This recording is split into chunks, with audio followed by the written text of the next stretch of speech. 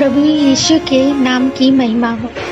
आप सभी को जय मसीह की। दैनिक एक मिशनरी जीवन, एक बार फिर मित्रों मैं आपका स्वागत करती हूँ एक नई मिशनरी के साथ। आज की मिशनरी जीवन में हम बात करेंगे हंटर कॉर्बेट के बारे में।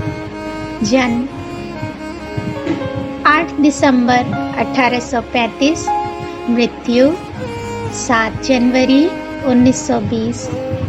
मूल स्थान पेंसिल्वेनिया, संयुक्त राज्य अमेरिका। दर्शन चीन। आइए सेविकाई के बारे में विस्तृत ध्यान देते हैं। हंटर कॉर्बेट एक अमेरिकी अग्रिम मिशनरी थे जिन्होंने चीन के शेडोंग प्रांत में सेवा की। प्रिंसटन थियोलॉजिकल सेमिनरी से स्नातक होने के बाद वे अपनी पत्नी के साथ प्रभु की सेवा करने के लिए चीन गए। एक खतरनाक यात्रा और अपनी जहाज की तबाही के बाद वे अंततः 1865 में चेफू पहुंचे। सुसमाचार के कार्य के दौरान उनका जीवन आसान नहीं था, लेकिन परिणाम उनके कष्टों के लायक थे। वे शहरों में केंद्रित सेविकाई के बजाय उत्तरी चीन के गांवों में व्यापक यात्रा सेविकाई में विश्वास करते थे। अपनी पहली प्रचार यात्रा के दौरान वे वांग जी नामक एक चीनी विद्वान से मिले, जो एक कठोर और दबंग आचरण वाले थे। लेकिन कॉर्बेट के उपदेश ने उनके भीतर सत्य की एक बड़ी भूख को प्रज्वलित कर दिया।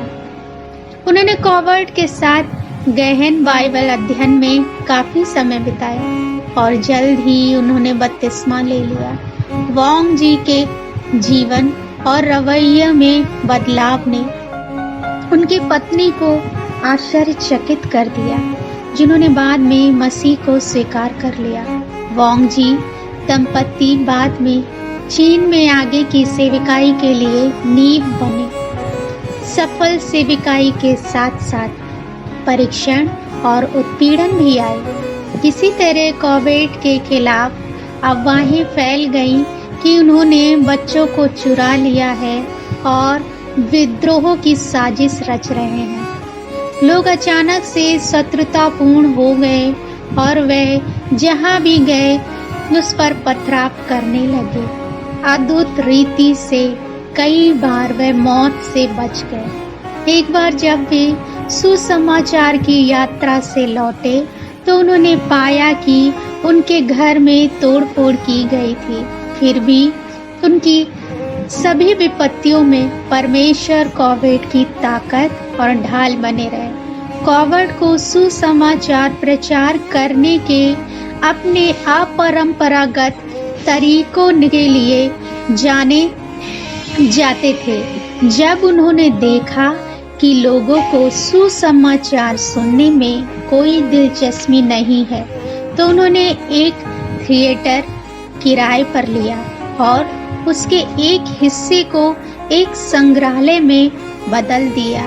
जब संग्रहालय में आने वाले प्रत्येक व्यक्ति को पहले कमरे में सुसमाचार सुनने के लिए कहा गया और फिर प्रदर्शनों को देखने की अनुमति दी गई। इस तरह के तरीकों ने अच्छे परिणाम अर्जित किए।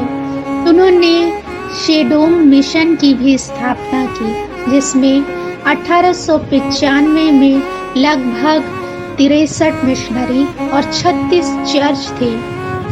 1920 में अपनी मृत्यु के समय तक कॉर्बेट ने स्वयं 3000 से अधिक चीनी विश्वासियों को बपतिस्मा दिया और पूरे शेडोंग प्रांत में लगभग 343 चर्च थे। प्रिय, क्या आप मसीह खराई से समझौता किए बिना प्रभु के लिए कष्ट सहने के लिए तैयार हैं? प्रभु मेरे सभी कष्टों में मेरी ताकत और ढाल होने के लिए धन्यवाद।